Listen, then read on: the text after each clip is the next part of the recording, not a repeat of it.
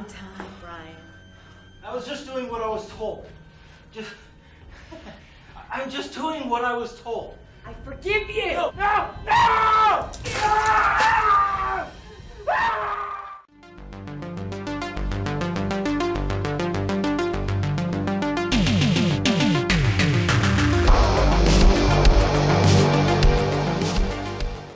We are talking about the movie Lilith. This one is directed by Alexander Hang and stars Felissa Rose and Vernon Wells.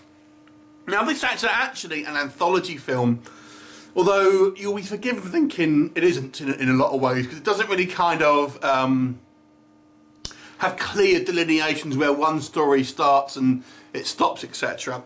Ultimately, the film focuses on the character of Lilith. Now Lilith is the first wife of Adam in a biblical sense, and here she is as like sort of a character that wreaks vengeance on men and who are, you know, bad to women in one way or another. So that's kind of the through line here. Now we're led to believe that in this movie the character of Lilith is essentially the same person. So it's kind of like not completely different stories. It's the same character, but just interacting with different people. But she takes different forms within the kind of the context of each kind of story. Now there is a through line. You have a kind of like a wraparound story where it is kind of Lilith is the kind of is played by Felissa Rose at that point.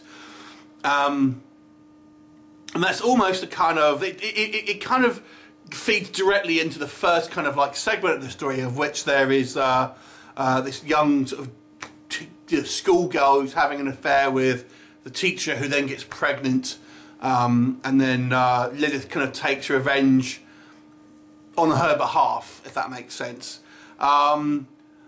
This particular story I thought was probably the strongest in a lot of ways, because I don't know, the acting was probably better than the majority of the other sections for a start. It just seemed to have a little bit more of an arc in the actual story. And then the kind of like the girl who is this sort of young sort of teenage girl who's having this affair. Ultimately, she's rejected by the teacher at a certain point. You feel genuinely bad for her. What I didn't like about this one is how they introduced the actual Lilith character, because it seems to come out of nowhere. I feel like there should have been a point where she kind of makes a deal with her or something like that, but she's just there for no real apparent reason. And then when she has revenge on people who really didn't have anything to do with it either, which I found a little bizarre. And then we have, like I said, we have a section when it goes back to our wraparound story. There's a kind of a story that involves Vernon Wells, which is kind of like a Twilight Zone sort of style story, an elderly man who is ultimately has sold his soul and kind of is going back to hell, and his wife's in heaven and he's going to get what he wants to do with it. But that kind of, in a way, that kind of goes against the whole mantra that Lilith is this kind of like punisher of men. Because in that particular story, they actually suggest that she does something to the detriment of a female character for the benefit of a man. So it kind of doesn't really make sense.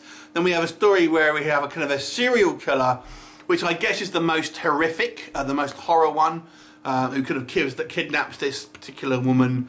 That one didn't really work for me. I just thought it was the actual kind of setup and the actual narrative of the story. There wasn't really anything there, to be honest with you. It was fairly kind of humdrum. Then the kind of the wraparound story stuff that starts kind of Felissa Rose. It kind of ties in a little bit towards with the first one as well. But it just, the editing and the kind of the story beats here just seem odd, because it just seems like there's scenes missing, particularly involving the wraparound story. The first kind of like a few shots of it. So it's all very kind of amateurish to a certain degree. Things like kind of the microphones sound like they're out of position at some point, so you'll hear people in a kind of an echoey way, things like that. The lighting seems a little weak in certain areas, but in others, kind of it's, you know, it kind of looks okay for a kind of a lower budget B movie. You know, it's kind of nice to see kind of Felissa Rose actually having more than a kind of a walk-on part here. So, you know, it was okay. Like I've said, I liked some of the aspects of this movie. It's very low budget. It's very kind of amateurish, but I do think there was enough here to make it somewhat interesting if you are a kind of a B-movie horror fan. So I'll give this one a 4 out of 10. Have you seen it? What did you think of it? Leave me a comment and I'll look forward to seeing you next time. Bye for now.